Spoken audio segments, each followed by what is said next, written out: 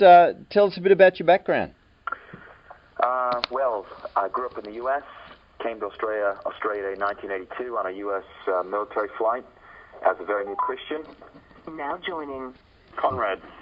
Hey, Conrad. Here. G'day. Yep. I'm just telling my story, Conrad.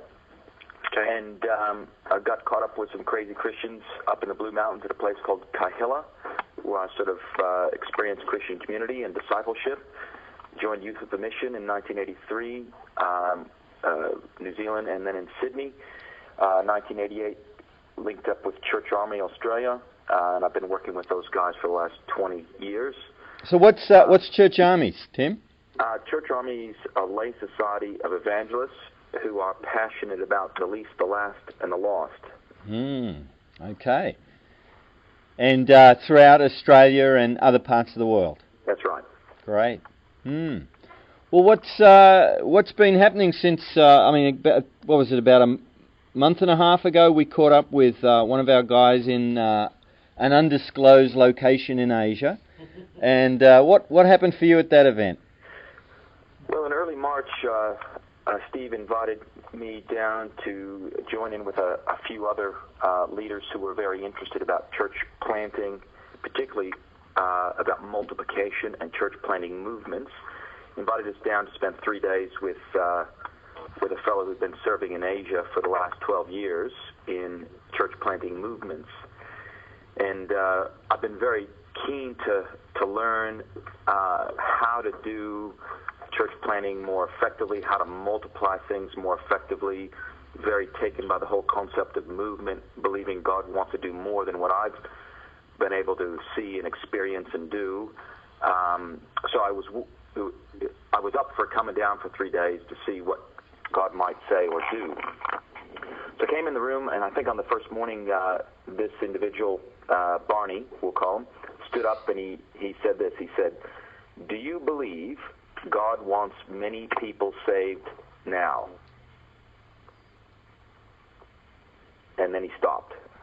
And I thought for a moment, if I say no, that's going to be really hard to justify that from Scripture. If I say yes, I have the strange feeling that God is pushing me somewhere here. So over the next couple days, we talked a lot about the very simple, basic things that people are doing. Strategy coordinators is a term they use for these guys in South Asia. Very simple and basic things that strategy coordinators are doing in order to see church planting movements started and expanded and sustained, where in some situations thousands of churches are being planted and tens of thousands of people are coming to faith in Christ. And I was really rocked, particularly because the things that they were doing were so simple and so basic. And I think if I could speak for the other leaders that were there from Australia, including Steve and myself, none of us could say, yeah, we're doing that stuff. We could all say, Tim, that we knew the stuff, but the difference is we were hearing that it was happening and it was multiplying. That's right. Yeah. Okay, so that few days sort of stirred you up. What did you go home and do as a result? Well, one of the things we did down there was we did some of the basic, simple stuff that a church planting movement is based on, and what Barney taught us was that it's really about obedience, not so much about teaching, putting into practice the things you know. So we made a list of people that we knew that were not believers and made a commitment to go and share with those people. And quite frankly, when I was down there, I wasn't sure if for me, whether that was where our center is in the Blue Mountains, that I needed to go and do something there, whether it was my neighborhood or whether it was some other location.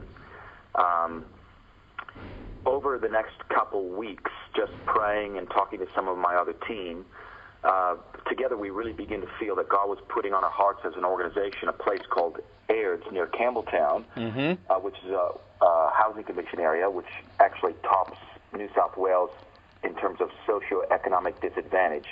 Now, this is the kind of place that Church Army loves. The bishop of the region had talked to me about this place a couple years in advance. I've been down there a couple times praying about it. And we wanted to take some of our students from one of our training programs down there to help start a new work. And for me, what happened was, as I was thinking about who could lead the students down there, the thought crossed my mind one afternoon that, gee, I'd really love to do that. An hour later, the thought crossed my mind, I could do that if I could raise some money, get somebody else into the office to take some of my responsibilities as the national director. I could lead that team, and about an hour later, that had moved to, I've got to do that. Wow. And I just felt God was saying, this is where I want you to be, and this is where I want you to try to implement some of the stuff you've been learning, that you learned down in Melbourne, and that subsequently I've been in contact with Barney via email. He was feeding me some information which was very helpful and very interesting.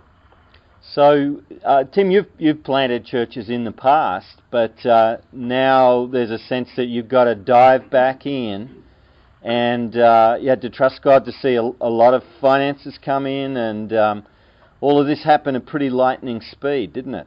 Yeah, it did. I sent out some prayer requests to intercessors and talked to bishop, chairman of the board, staff members, some very, very conservative people. I said, listen, I'm not sure with the anchovies on the pizza or whether God is calling me, but here's what I believe I want to do. And I went and spoke to the leaders of the existing Anglican churches down there, and I said, listen, you guys are probably going to think I'm a nutter, but I want to help start a church planting movement in the Campbelltown area, and in actual fact, I want to try to plant 400 churches in the Campbelltown area. Only 400? That's right. And I thought they were all going to laugh at me, but everybody said, let's do it. And the money that was required for me to hire someone else in my place came almost immediately. And everybody that responded back to me said, this sounds great, let's go for it, which helped me get a sense that I think God's in this. So what happened next, Tim? Well, I cast a vision with some of our students. 3 of them said they'd come with me. And in the first week of March, I went down there. The Anglicans gave me the building in Aird's to use. So I went down to the building, opened the door, prayed, went out on the street, prayer walking, asking for God to take me to persons of peace. So, Tim, from the time you heard Barney to the time you were walking the streets, how many months was that? It was about 5 or 6 weeks. 5 or 6 weeks? 6 weeks, I think. Yeah. So your whole life in ministry has been turned upside down? A fairly radical restructure of my role, yes. Yeah. Okay. So you start prayer walking. Tell us about some of the people you met and how you saw God work. Well, the first guy I met down the shops was a guy named Bobby. I just saw him standing there with his little puppy, so I said hello, introduced myself, shook his hand. He told me he was Bobby, and we chatted for a minute, and then he headed off. And 5 minutes later, I headed off down this ring road, Riverside Drive around there. It's just prayer walking again, and I'm just praying, oh God, pour out your spirit, take me to persons of peace, show yourself to these people. I'm looking for leaders to raise up here. I know they're here. You've got them. You've been working in their hearts. Help me to find them and encourage them and win them and train them. And I look up and I see this guy, Bobby, that I just met in the shops across the road. He looks up and sees me and he says, Tim. I said, Bobby. So I saw that as an invitation to cross the road and begin chatting with him. Well, within 10 minutes, I found out he was on the run from the police. He was been on methadone for 8 years. He's currently using speed with his brother, who he's staying with his brother and his brother's partner, and been drinking heavily. And 2 nights prior, he tried to hang himself, but his brother found him and cut him down. So you figured he was a person of peace? I thought he could be a good worker. You thought he'd be a good worker. Excellent. That's right. And then what happened? So I shared with him a little bit and said I'd love to introduce you to my team tomorrow, and had a prayer with him, and then went over and introduced him to my team the following day. And he came down to the shops. We stood outside the shops while we talked, and they exchanged some stories. And then I said, listen, Bob, I'd love to pray for you. And I said, would that be okay? He said, yeah. So we're standing outside the shops. He's sitting on a little curb kind of thing, and a couple of the team just sort of reach out, lay a gentle hand on him and pray, 1, 2, 3 quick prayers. And then there's a little pause, and I hear someone say, can I have a go? And I opened my eyes and I looked, and it's Bobby saying, "Can I have a go?" And I said, "What? Wow. What, you want to pray?" He says, "Yeah, can I?" And I said, "Of course." And so off he goes, which what I think was his first prayer. And I had cold chills running down my whole body. And I thought, how good is this for this team of young students on the first day, on the field in mission? We're with this guy who's really in a dark place, but he's beginning to just open his heart to God. So that was really exciting. I went back to see him a couple days later because I've been trying to call him on his phone but not getting through. And I knocked on this door, and this girl answers the door, and I thought it was Bobby's brother's partner. And I say, "Is Bobby there?" And she says, "No, there's no Bobby that lives here." And I'm thinking, she thinks I'm the cops. So well, you look like a policeman, Tim. That's right. So she's not gonna admit that he lives there. So I keep on coming at it different ways. Well, listen, I was here last week, and he told me about this, and I know he lives with such and such. Well, I was really wanted to persevere because I thought, I want to see this guy. He's there, and she's hiding him. But in the end, I discovered I'm at the wrong house. In fact, I was 2 doors down from the wrong house. But also, I thought, hey, this girl really wants to talk. So I said, "Tell me." Her name was Nicole. I said, "Tell me, Nicole, do you have any kind of spiritual belief?" Well, off she goes, talking to me about how she believes in God and prays, but wouldn't be caught dead in a church. Well, I start casting vision about a different kind of heirs and how she could help me change the community, because she seemed quite interested in that. She was quite articulate, although she was, quite a young girl at 20, and obviously had some troubled past, and told me stories of seeing her best friend murdered, and she had a 3-year-old that she's lost, and her mom is looking after her, who lives around the corner, and she's got, with her current partner, a 10-month-old little boy. Well, anyway, she seemed quite interested, and I said, "Hey, I'd love to introduce you to some of the team." So I head off down the road, go to the church. I meet with one of these other local guys who's joined the team called Brian, and I'm telling Brian about this amazing conversation and prayer I've had with this girl when my phone rings. And it's this girl. She says, "My partner, Shane, has just come home. Well, I've told him all about our conversation. Could you come down now? He'd love to meet you." And I said, "Well, hey, listen, I'm with Brian. Is it okay if he comes?" And so she says, "Yeah, great. We love to meet new people." And I'm thinking, oh, God, please, this is amazing. So I go on down to her place. She's cleaned up the table. We sit down at the table. She pours us a cup of tea, and we share our story. Prayed, met several other people in the process, and her home seemed to be a bit of a hub of activity. So I said, "Listen, I'll come by tomorrow, introduce you to some of the team, and that'd be great." So the following day, I came by with another guy and shared some story. And I said, "Well, listen, what I'd love to do is share with you what it means to be an authentic follower of Jesus." And she had said she really wanted to know. He had expressed he was very keen to understand how to develop a spiritual life. And so I decided to put into practice some of this thinking, and I had this idea. I was going to share the scriptures, share the gospel with them from the New Testament by taking through a series of scriptures and asking them, what does this say to you?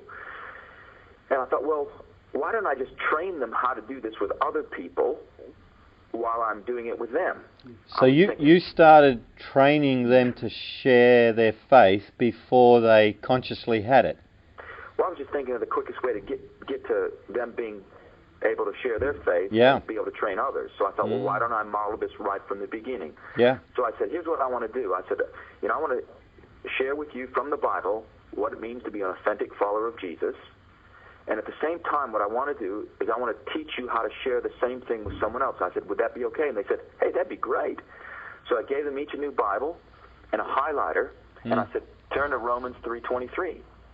And I gave them a page number. They turned, and I showed them, verses and chapters and, Old Testament, New Testament. And they're marking the Bible as you go. Highlight that verse. Now, could you read that out loud to me? And they read, "For all have sinned and fall short of the glory of God." And I say, "What's that say to you?" And he says, "Well, I guess it says, we don't meet up to God's expectations." And I said, "I think you got it." I said, "See how easy this is?" I said, "Now, highlight that and write on top of the page, like I've done here on my little New Testament, Romans 6:23. And I said, "I even got this cheat sheet here, so you don't have to memorize this stuff. It's all written here. See what I'm doing?" So I said, "Okay, turn a few pages, Romans 6:23. Find that verse, highlight it. Can you read that out loud for me?" What's that say to you? Now, on the top of the page, write John 3:3. So I took them through 7 verses like that, and I was amazed at how the Spirit of God was revealing the truth of His Word to them, and how they were, engaging with it and seemed to be understanding some of the significant aspects of the gospel. It sounds like, Tim, you're the laziest evangelist I've ever heard.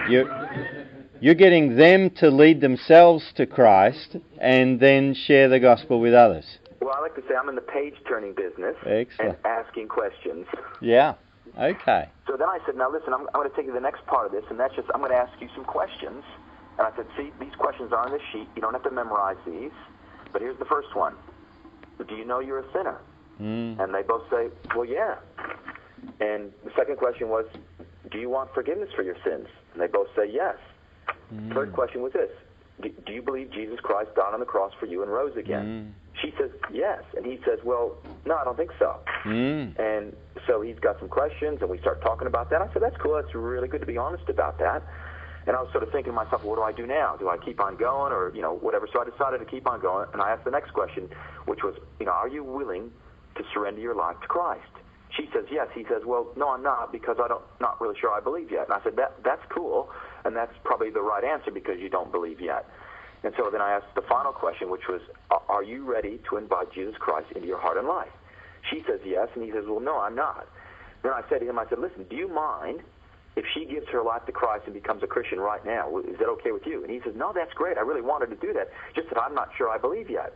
I said, that's wonderful. So I explained to her, I said, listen, here's what you need to do. You need to just pray and ask God to forgive you for your sin, tell Him you're sorry, express that you believe He died on the cross and rose again for you, ask Him to come into your life and fill you with His Spirit and make you a new person.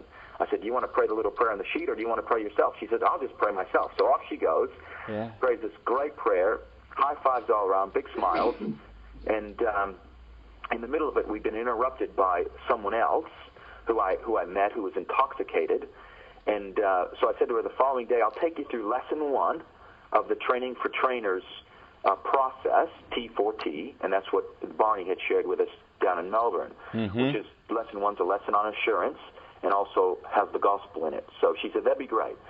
So left rejoicing and giving thanks to God, called him up in the morning on my way back over to Airds, and I said, listen, how about if I come over with one of the team members? They said, oh, no, we'll come up to the church.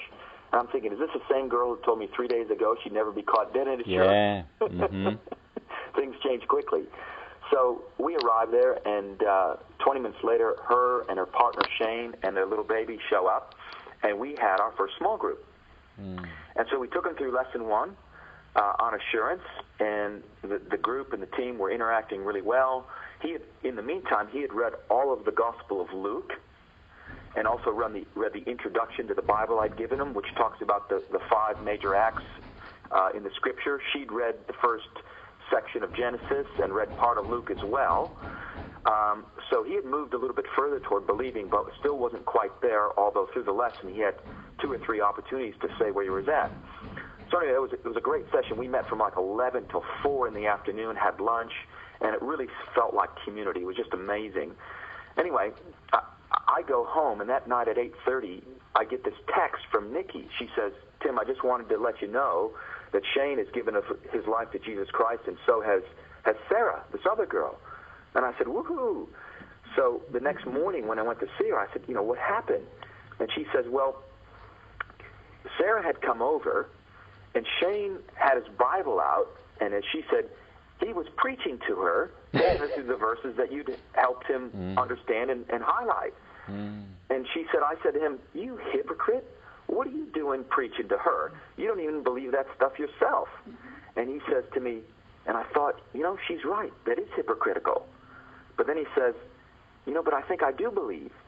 And so she led him through a prayer of commitment, and then together they led Nikki did, you mean? Yeah. Nikki led him or her? Him. Okay. And together they led her through a prayer of commitment. Yeah. So on her first full day of being a Christian, she led 2 people to Christ. Wow.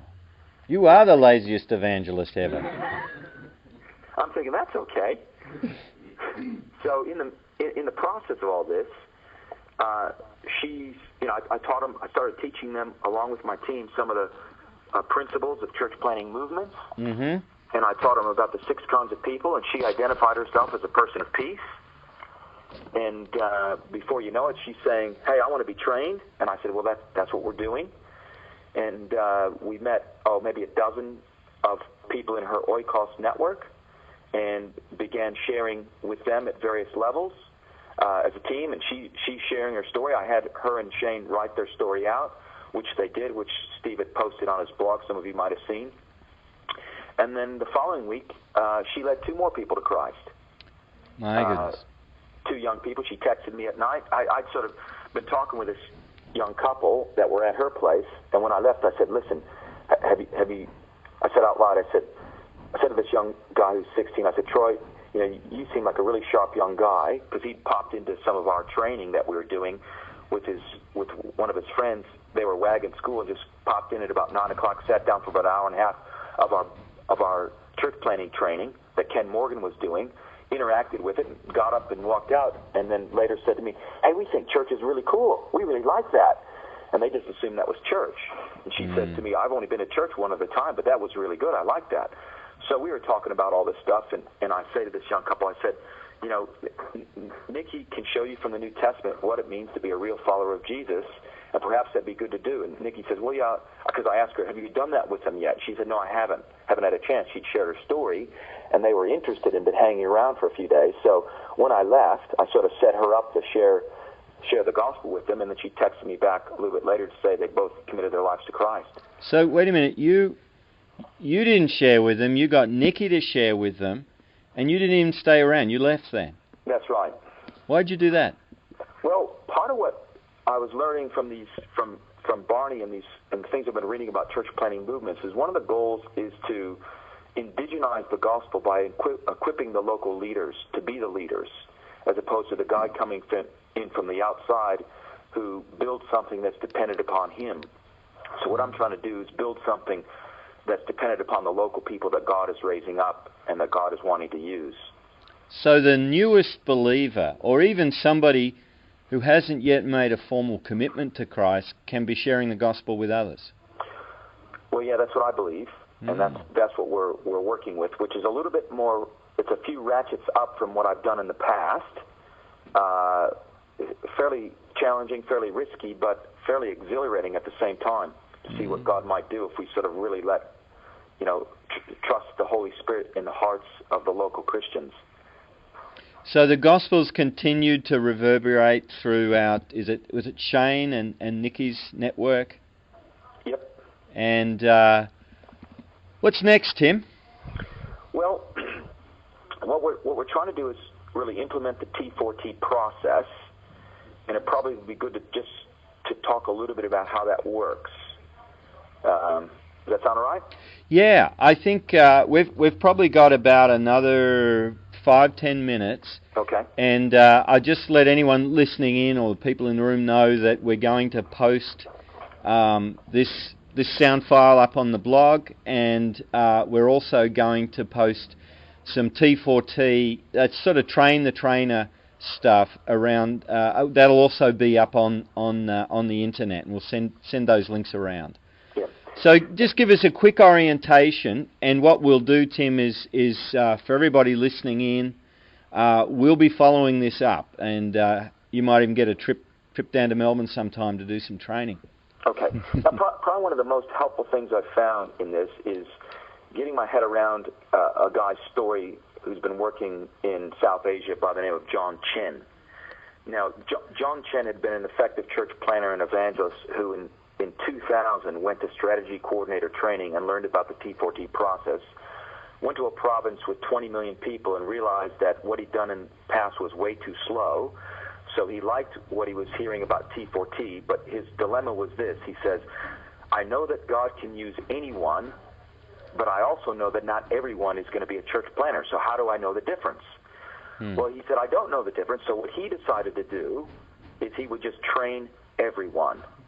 Now, that concept that I've just outlined right now is now best practice for church planting movements. And so what John reckoned was there's only 2 kinds of people, those who need evangelizing and those who need evangelism training. And so that is one of the mindsets I've chosen to adopt, and I'm finding it exceptionally helpful. So if I meet someone and they're not a Christian, I know what I need to do. I need to share my story. And if I meet someone who is a Christian, like I've got a chance to speak to 4 congregations in the next 2 weeks in the Campbelltown area, and I've set it up with the leaders of all those congregations. I said, here's what I want to do. I want to cast vision, I want to explain the T4T process, and I'm going to invite people into groups to be trained how to win others and train others who train others.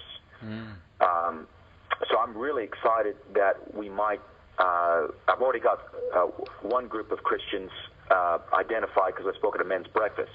But the T4T process answers 4 questions. The first question is this: what do I say?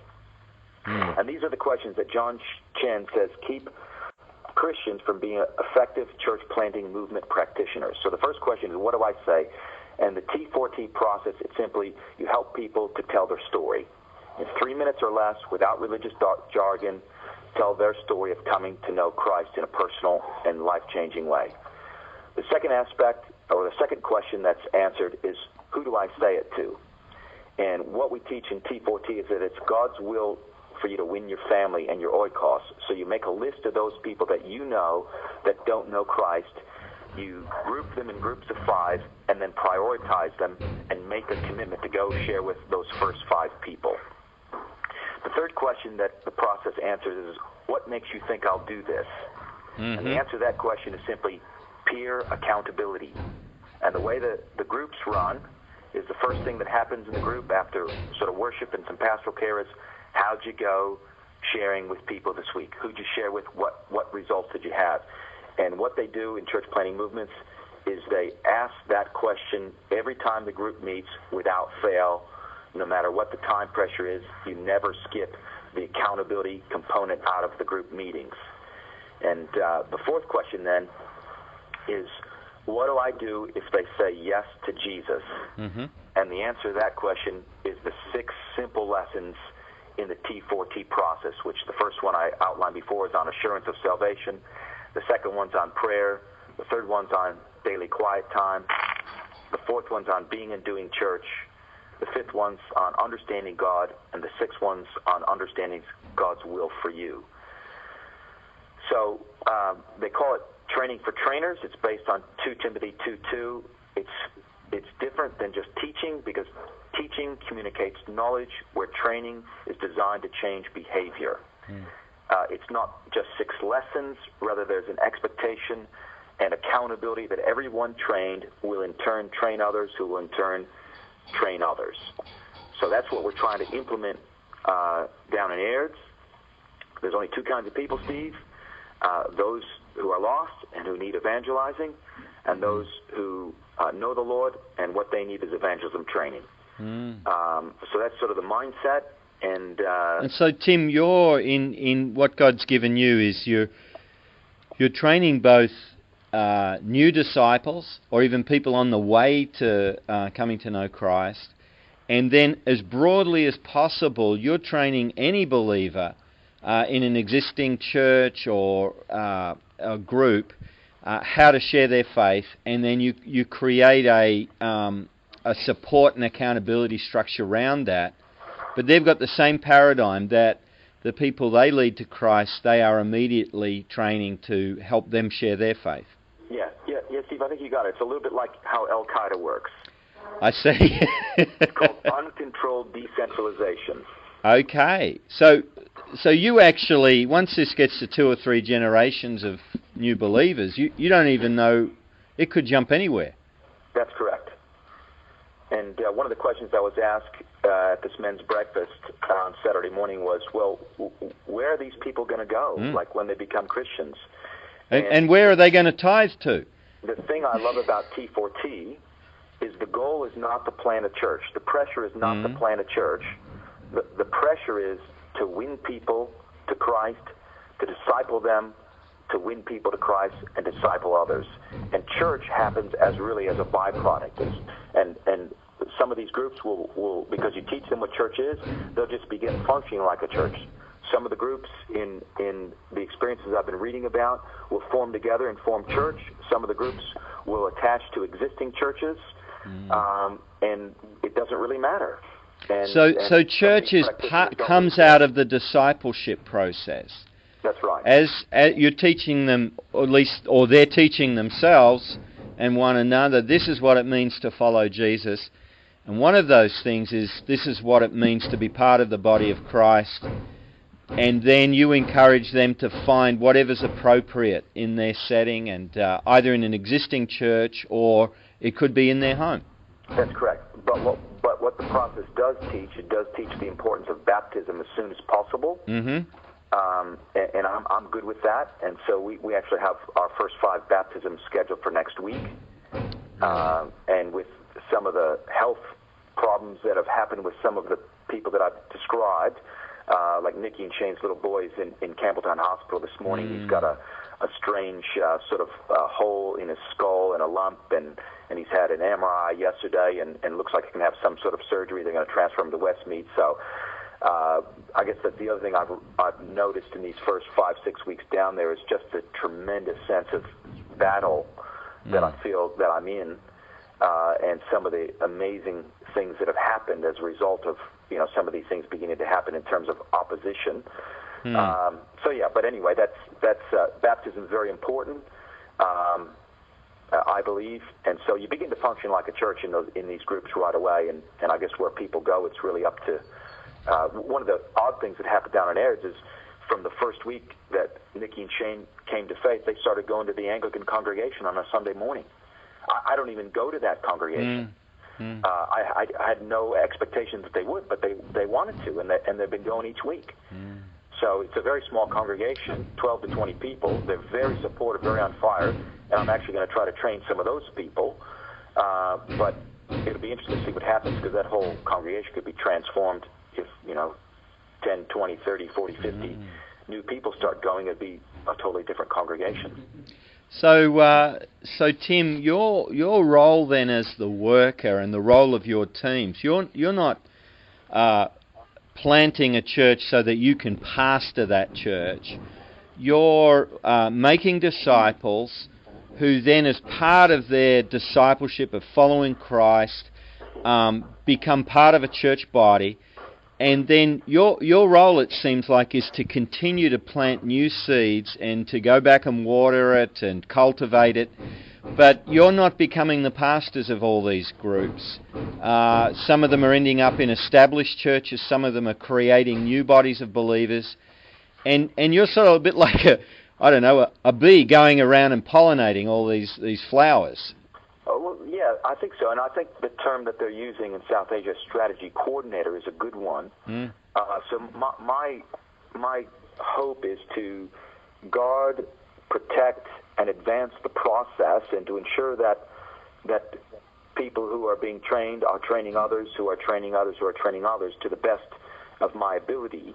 Now, one of the fascinating things that I've learned from some of the T4T information is that over the last decade or so, they've discovered that out of people who come to faith and are in groups, about 20% of those people will become people who share their story, win others, start groups, will train others who will start groups. And so one of the real keys is to work with the doers and not the talkers. And so I'm very keen to observe, as I'm sharing, who are the people that are putting into practice the things they're learning. Those are the people that are going to be fruitful, and those are the people that I want to spend my time with training, and hopefully that some of the others that are slower to pick it up will get on board. But the reality is not everybody's going to do this. So Tim, you train everybody you can. And then you look to see who's faithful, obedient, fruitful, and that's typically about 20% of those people. And you make it a priority to support and help them move forward and multiply. That's the idea. But I thought most pastors would be spending most of their time with the 80% trying to change them. Well, that's perhaps why we have so few people in Australia that are Christians, Steve. Okay. And it's not that you don't love or fellowship with those folks. You simply say when somebody's really ready to go for this, and they could be a one-day-old believer or they could be an old guy like me, you'll provide more and more training, encouragement, support, and equip them to train others. Steve, how many kinds of people are there? Only two, Tim. That's right. See, he's learning. I'm going to work with this guy. So they either know the Lord and they need evangelism and then training, or they need evangelism training. So for those other pastors out there and other Christians, all I'm offering them is cast vision and offer the opportunity to get the training. Excellent. Dave Lawton has a question, Tim. G'day, Dave. Hi, Tim. Tim, really thank you for your presentation. And I know you've said this, but could you just say it in a different way? What is the difference between you planting a church to what you're doing now? What is the can you say it in a different way that you're trying to start a movement rather than plant a church? Explain to me the difference. Yep. Well, one of the definitions of a church planting movement, or the definition of a church planting movement, is where church reproduction becomes the norm, where it's rapid and spontaneous expansion of new churches. The only people I know that are doing this effectively are in South Asia, so I'm just trying to learn from what I'm reading and listening to from some of these people. And what I'm hearing them say, and I've adopted as my goal, is not to plant a church or plant churches, but to win people to Christ, disciple them, and train them to train others. And then church really becomes a secondary issue. It'll happen naturally. The reality is, if we don't win people to Christ, it's real hard to plant a church. If we win lots of people to Christ, then it's not real hard to plant churches. Because people, as we said earlier, they will form church when you teach them what church is, and or they will link in with existing churches. And I'm good with that. I'm very early in the process, as you know, but I guess that's a watch this space. Mm. Well, Tim, we're going to have to wind up soon, but I had another question. We've got a room full of people here, maybe, 25, 30 people, and perhaps similar number listening in. And this might even end up on the web. So all sorts of people are listening. What would you say to us, Tim, if what we've heard today has stirred us about what we should do next? Where should we start? Well, I think the starting point is if someone feels that God is calling them to do this, they should tell someone else and make a commitment, become accountable. Then make a list of those people you know that don't know Christ, or if God's calling you to a new area, pray hard for persons of peace. Go out and the only way to find persons of peace in an area is to meet a lot of people. Once you've made a list or identified an area, then you just need to go and share your story with somebody and win somebody to Christ and start training them. If you're with a group of people, then that's great. Then you just say, okay, we're going to do this. I met with a gal last Thursday who lives on the northern beaches of Sydney. I've been sharing some of this stuff with her, and she sort of gets it. And she shared with her group of ladies that she meets with. She said, we're going to do this. So I went over last week, spent about an hour going through the information with her. And tomorrow she meets with a group, and off they go. They're going to make their list tomorrow, and she's just going to begin functioning in that existing Bible study group like one of these groups. And so it's not hard. I mean, and that was the thing that struck me. This is so basic and so simple. Anybody can do it, but it does take some resolve to say, all right, we're done talking about it. We're just going to do it. And it's not complicated, but it takes a bit of courage, I guess, to say, okay, we're just going to go share the gospel with people. And I think it really has to come out of prayer. That God's convicting someone to do this, and that God has people out there, either in your existing oikos or in an area where you're going to try to penetrate and break into and plant into, people there that He's prepared that He'll connect you with. So, Tim, I like what I hadn't picked that up before, but one of the first things you'd say is Get with somebody who you can share, support, pray with, be held accountable to. So there's at least a couple of you, ideally maybe 3 or 4, working on this. And then reach out into your relational world, and as you're led by God, go into new either areas or networks of relationships and look for that person of peace. Yep. The CPM guys say, actually, if you got one person, that's a group. Start meeting and start implementing the process if there's just 2 of you. Yeah. So that's all you need. And that's pretty simple.